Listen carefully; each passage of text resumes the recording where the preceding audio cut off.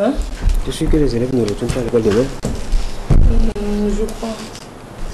Ah, bon, moi j'ai pas encore l'information. On peut souffler, hein. Ça fera du bien. Parce qu'Eric a des confidences à me faire avant. Et il va me faire des confidences. C'est ça. Donc couper le micro, envoyer musique. Comme la musique ne vient pas, bon, ben, on coupe les confidences. Ça vient pas. Ça vient pas. Ça vient pas. Ok. C'est pas grave. Bon. Eric est là. On ne veut Je dis bonjour. Bonjour. Comment vous allez? Dieu merci, ça Vous va. préférez que je reste ici puis que je retourne à la cour? C'est où tu veux, ma chérie, c'est où tu veux. Bon, moi je reste devant là. Pourquoi pas? C'est toujours ça de gagner. Là, on ne verra que toi.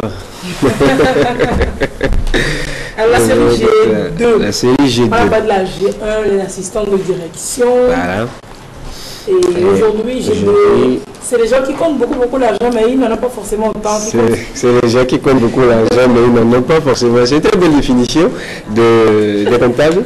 Ouais. Je dis, c'est le titre qu'on donne à cette profession-là qui est le débouché naturel et j'ai failli dire principal de la série G2 parce qu'en fait il y a aussi beaucoup d'autres débouchés, mais le débouché principal c'est la comptabilité. La série G2 qui s'appelle aussi la filière des techniques quantitatives de gestion, comme on a l'habitude de le dire. Pour commencer, je voudrais juste aujourd'hui parler un peu de l'historique de la comptabilité. La comptabilité qui est donc en fait un des plus vieux métiers du monde. Oui.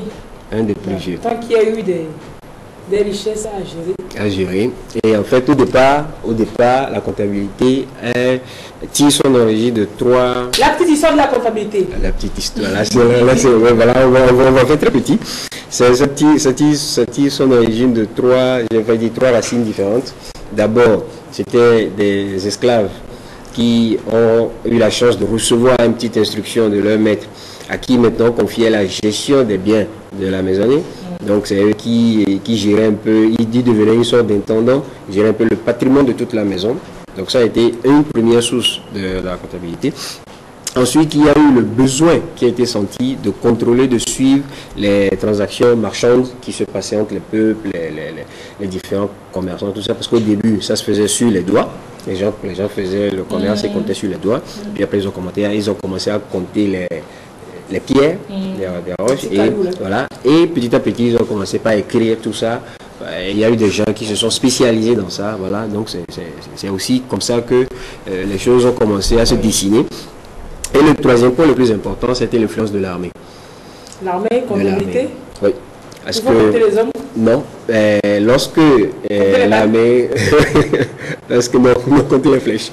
Lorsque les armées faisaient les guerres et avaient des butins, ils ramassaient des butins de guerre, le partage devait se faire de manière à ne léser personne. Mais léser personne, là où ça devenait difficile, c'est que les chefs prenaient une bonne partie. Ah, ça, c'est le chef, hein? Voilà, ils ont raison dans l'armée. Et le peu qui restait devait être proportionnellement divisé sur les hommes, voilà, entre les hommes, sans qu'il y ait de problème. Donc, voilà un peu d'où est venue cette spécialisation-là de ce corps de métier, parce que ceux-là qui faisaient ça, pendant que les armées faisaient toute leur guerre, en partant d'un point, en allant d'une ville à une autre, etc. Lorsqu'ils revenaient, ils avaient acquis de l'expérience qu'ils mettaient maintenant au service de tout le monde. C'était carrément devenu un métier qu'ils faisaient et c'est une profession, ils étaient spécialisés dans ça et c'est à ça qu'on les reconnaissait. La guerre est finie, ils sont revenus au pays et voilà, donc il y a eu ce genre de personnes-là qui se sont spécialisés, qu'on reconnaît comme étant, sans le dire, comme étant des comptables. Le terme n'existait pas encore. Donc voilà un peu d'où c'est parti et c'est devenu une profession, un métier dans lequel les gens se formaient. Maintenant, depuis lors, les choses ont changé. Ce n'est plus une profession, mais c'est maintenant devenu une vocation. C'est-à-dire que, tel que ça se présente, la déontologie de la chose veut que tout le monde ne se lève pas pour devenir comptable. Mais il faut avoir en choix des prérequis qui vous poussent à embrasser avoir été appelé, merci. Avoir été appelé pour faire cela parce que à un moment donné, le comptable, ce n'est plus celui-là qui exhibe son diplôme comme quoi il est comptable. Non, il faut qu'on voit ça dans son comportement de tous les jours. Ça fait bien de vivre à la maison avec ces gens comme ça. Ils sont très gentils, mais bon. Il faut tous les calculs du monde. Et il faut tous les calculs du monde parce que voilà, justement, c'est ça, des formations professionnelles, c'est ça l'expression même, parce que ce sont des gens qui, dans leur vécu quotidien, ils sont toujours en train de faire ce qu'ils sont appelés à faire au niveau de leur profession. Voilà un peu ce à quoi ressemble la comptabilité. Aujourd'hui, la comptabilité... Adeline Diami et Soham qui est comptable à UGP, unité de gestion des projets du ministère de la Santé, qui est terrible. Voilà, donc tu sais exactement de quoi il s'agit. Donc aujourd'hui, la comptabilité, en plus, est devenue une compétence transversale parce qu'il y a de plus en plus d'entrepreneurs qui sont obligés de suivre une formation en comptabilité, pas pour devenir comptable ou prendre la poste de comptable, prendre les comptes que le comptable leur pour pouvoir parler le même vocabulaire que ces comptables-là, savoir de quoi ils retournent et avoir un œil sur le travail que le comptable fait. Donc, il y a de plus en plus d'autres professions, d'autres corps de métier qui cherchent à avoir des notions en comptabilité sans pour autant chercher à prendre la place du comptable. C'est pour ça que cette filière d'études est aujourd'hui très, j'allais dire très remplie, parce qu'il y a beaucoup de gens qui sont dedans, mais ce n'est pas eux tous qui sont appelés à devenir des comptables. Aujourd'hui, nous parlons de la G2 comptabilité et je voudrais juste faire comprendre à tous ceux que ça intéresse qu'il y a des prérequis bien définis pour suivre la G2 dès le départ. D'abord, il faut bien comprendre la gestion. Ça, c'est la base. On ne va pas en G2 pour aller voir, je ne sais pas trop ce que je vais faire G2 pour voir. C'est une perte de temps, c'est une erreur fondamentale. Parce que c'est très précis là-bas, ce qui se passe là-bas, ce n'est pas pour les amateurs, donc il faut être bien sûr de soi-même. Donc la première chose, c'est de bien comprendre ce qui s'appelle gestion. Bon, sinon, si on veut aller voir, c'est qu'on a perdu, on va perdre une année, c'est sûr qu'on va perdre une année. Ça, c'est sûr. Aux spectateurs. Voilà.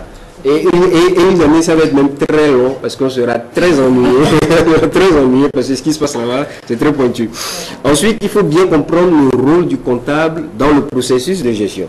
On comprend ce que c'est que la gestion, mais il faut comprendre le rôle du comptable dans le processus de gestion. Oui. Donc, celui qui veut suivre la filière G2 doit donc commencer par s'informer, par chercher ces informations-là. Et après ça, maintenant, avoir la certitude que oui, moi, je suis appelé à le faire. C'est là où on revient sur le point vocation.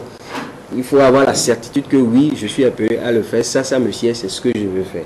Et à partir de ce moment-là, on rentre dans une formation qui, non seulement apporte une satisfaction personnelle par rapport à la passion que l'on a pour les choses, pour la gestion des affaires, mais aussi un pain quotidien qui, ma foi, aujourd'hui, n'est pas rien. Parce que les comptables sont très recherchés et très bien payés dans les entreprises. Ce sont des personnes qui sont, j'ai failli dire, très choyées, très proches des chefs d'entreprise. Bien sûr, il faut bien les traiter pour qu'ils ne puissent pas... Voilà, ils sont très proches du chef d'entreprise. C'est d'ailleurs pour ça que dans les grosses boîtes, vous avez le titre DAF, le directeur administratif et financier, parce que c'est à lui qu'on confie maintenant pratiquement toute la gestion de la boîte lorsque le dirigeant n'est pas là. Bon, avec des limites, s'entend, mais voilà, c'est lui qui gère tout ça. Donc, pour suivre tout ça, la G2, pour finir, on fait signe que c'est fini, la G2 amène donc à la CGE qui est la comptabilité gestion d'entreprise, qui est la filière d'études supérieures, qui ouvre donc les portes à toutes les... Dans les écoles de commerce. Dans les écoles de commerce, qui ouvre donc les portes à toutes les débouchés professionnels parlant de gestion. Donc aujourd'hui, voilà un peu, pour introduire un peu le thème de la comptabilité. Dimanche prochain, nous parlerons du parcours académique auquel l'apprenant doit s'attendre lorsqu'il veut faire la G2. Voilà. Very good. Thank you so much. Thank you so much. Thank you too. You always care. Voilà. C'est qui derrière moi? C'est pas moi. C'est pas moi. Il y a quelqu'un qui est venu dans mon dos. J'ai senti. Fait le flair de, voilà quoi, là, de la digne fille de chez moi. Bon, je n'ose pas rentrer dans ce débat. Bon, là, faut quand même...